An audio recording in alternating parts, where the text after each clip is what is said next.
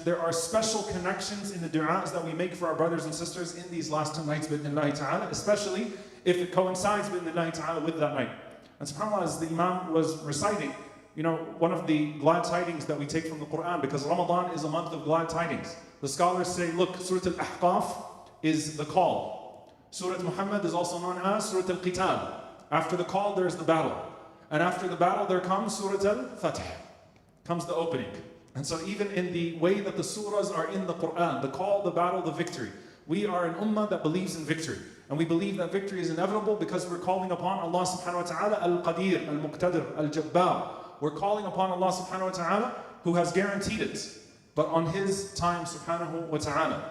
Now, what do we do with the people of Gaza and this cause in these particular nights? And I want to give a few tips. Number one, everything that you are making dua for yourself for, instead of thinking about it like some isolated dua that you leave as a portion of your dua, everything that you're asking Allah subhanahu wa ta'ala to give you, ask Allah to give them as well. We don't want to have that separation in our priorities, to where we make our personal du'as and we exert ourselves and then we throw in the cause of Gaza or the cause of the oppressed as just something that we tag on to the end. You're asking Allah to sustain you, ask Allah to sustain them. You're asking Allah subhanahu wa ta'ala to allow you to conquer your personal circumstances. Let Allah subhanahu wa ta'ala, or ask Allah subhanahu wa ta'ala to allow them to conquer their obstacles as well. Everything you're asking Allah for, the removal of ham, the removal of stress, ask Allah subhanahu wa ta'ala to give that to them. You're asking Allah for acceptance for yourself, ask Allah to accept them as well. That every single person that has died in Gaza is granted shahada, and that every single person who has been injured physically or emotionally or mentally is compensated with their share from Al-Jannah. Allahumma ameen. So that's the first thing, tie it all in. And this was something, subhanAllah, we had a webinar very early on with Sheikh Tahir Wyatt where we looked at ways to make dua for the people of Gaza. Every dua in the Quran that you make for yourself, you can make for them. So, رَبَّنَا أَفْرِغْ عَلَيْنَا صَبْرًا وَثَبِّتْ أَقْدَامَنَا وَانصُرْنَا عَلَى الْقَوْمِ الْكَافِرِينَ. Oh Allah, pour upon us patience and make our feet firm. Say, رَبَّنَا أَفْرِغْ عَلَيْهِمْ صَبْرًا وَثَبِّتْ أَقْدَامَهُمْ وَانصُرْهُمْ عَلَى الْقَوْمِ الْكَافِرِينَ. Right? By simply replacing the dua for yourself and making it for them instead. رَبَّنَا آتِهِمْ فِي الدُّنْيَا حَسَنًا وَفِي الْآخِرَةِ حَسَنًا وَقِهِمْ عَذَابَ النَّارِ.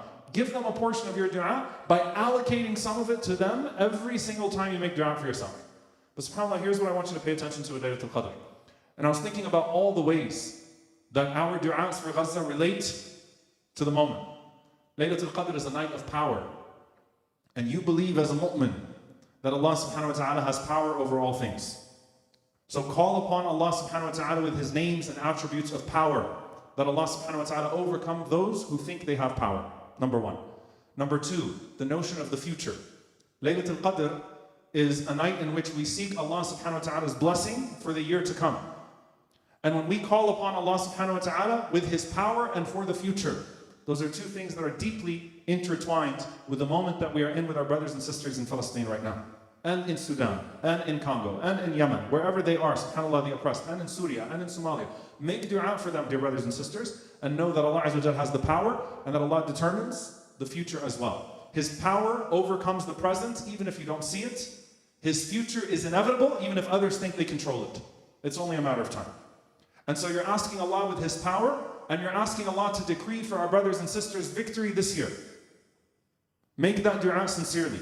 And if you think that on the 23rd night when the Prophet ﷺ, or the 23rd day when he went into Mecca, or the 27th night when Salah ad-Din al-Ayyubi rahimahullah went into Hattin, or went into Jerusalem, that they were not making dua with that in mind, that they know that Allah subhanahu wa ta'ala decrees, and you're asking Allah to decree victory for them, then you're missing out. So we ask Allah subhanahu wa ta'ala to decree victory for our brothers and sisters. And we ask Allah subhanahu wa ta'ala that we sooner than later get to pray in a free Masjid al-Aqsa.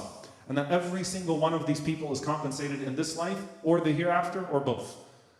Dear brothers and sisters, there's another thing, subhanAllah, just something that connects to Laylatul Qadr.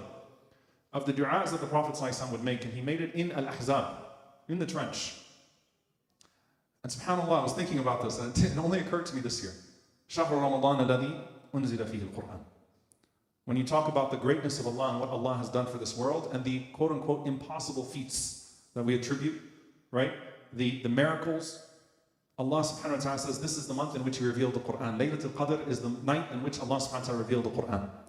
And the Prophet ﷺ, when he raised up his hands and he called upon his Lord who saved Abraham from the fire, his Lord who saved Moses from the sea, from the Pharaoh, his Lord who saved Ayyub alayhi salam, all of the Prophets alayhi salam, Yusuf alayhi salam from the well and then prison and slavery. When he called upon Allah Azza wa Jalla with all these attributes, what's the first thing he said in Al-Ahzab? Allahumma munzil al-kitab. Allahumma munzil al-kitab. Oh Allah, the one who revealed the book. Imagine you making this dua, you calling upon Allah with this dua on the night that He revealed the book. You're certainly doing so in the month that He revealed the book. Allahumma munzil al-kitab, sari' al-hisab, mujri al-sahab, hazim al-ahzab, ihzimhum wa zalzilhum. Memorize this dua, inshaAllah ta'ala. Allahumma munzil al-kitab, repeat after me. Allahumma munzil al-kitab, O Allah, the revealer of the book. Sari' al-hisab, sari' al-hisab, the one who is swift in his reckoning. Mujri al-sahab, the one who controls the clouds. What is more remarkable than the control of the clouds, the clouds and the rain is the revelation of the Quran. But you're calling upon Allah who created the earth and can move the earth. Mujri al-sahab, hazim al-ahzab, hazim al-ahzab, the one who defeats the armies. And subhanAllah, al-ahzab are these multiple armies. And we know that our people in Gaza are not just fighting one army, unfortunately. Multiple forces. And we need only one to overcome them all. Hazim al-ahzab. Hazim al-ahzab. Ihzimhum wa zalzilhum. Ihzimhum wa zalzilhum. Defeat them and shake them. Just as we make dua for firmness for our brothers and sisters, we make dua for Allah subhanahu wa ta'ala to shake the oppressors who think they have such immunity in this world and who do not fear the consequences of their actions in this life and the next. Make these du'as for power. Make these du'as for victory. Make these du'as for decree. Make du'a to the one who revealed the book to reveal victory to us in this year. And subhanAllah, we have gone in these cycles. No one last Ramadan thought we would be here this Ramadan. You know, subhanAllah, the people of Gaza are used to. They're used to the Israelis being aggressive in Ramadan. Al-Aqsa is used to the yearly aggressions in Ramadan. No one thought it would get to this. But the days switch. تِلْكَ الْأَيَّامَ نُدَاوِلُهَا بَيْنَ النَّاسِ. There's a day of hardship and a day of victory. And inshaAllah ta'ala, through the du'as of the ummah and the efforts of the ummah, Allah subhanahu wa ta'ala will show us a change. But it needs you, dear brothers and sisters, to make dua as if the world depends on your dua. And that's the last thing I'm going to say. Make your dua so sincerely as if the whole world depends on your dua. Don't belittle your dua. Don't think, who am I to make dua and what's my dua going to change things? Make dua as if it all depends on you. As if your dua, because you're calling upon Allah subhanahu wa ta'ala who controls all circumstances, as if your dua can change the world because it can. So this moment and these nights, dear brothers and sisters, bring them in. Bring them in. Don't isolate them. Don't leave them to your last sajda when you're barely awake. Bring them in. Bring them into your personal du'as. And subhanAllah, you'll find that perhaps when you make du'a for them, your personal du'as will also find more elevation through that. And you'll find that the things that you are so stressed out about and asking Allah subhanahu wa ta'ala for on a personal level are really not that important to you right now. And I hate to put it that way, but it's important as well. Why is it that we cry and we push ourselves and we move ourselves so much when we're making du'a for something for ourselves? But for our ummah, we can only spare a few words. Exert yourself. And inshaAllah ta'ala, this will be a year of victory bi'idhnillahi ta'ala. And this will be a night of victory bi'idhnillahi ta'ala.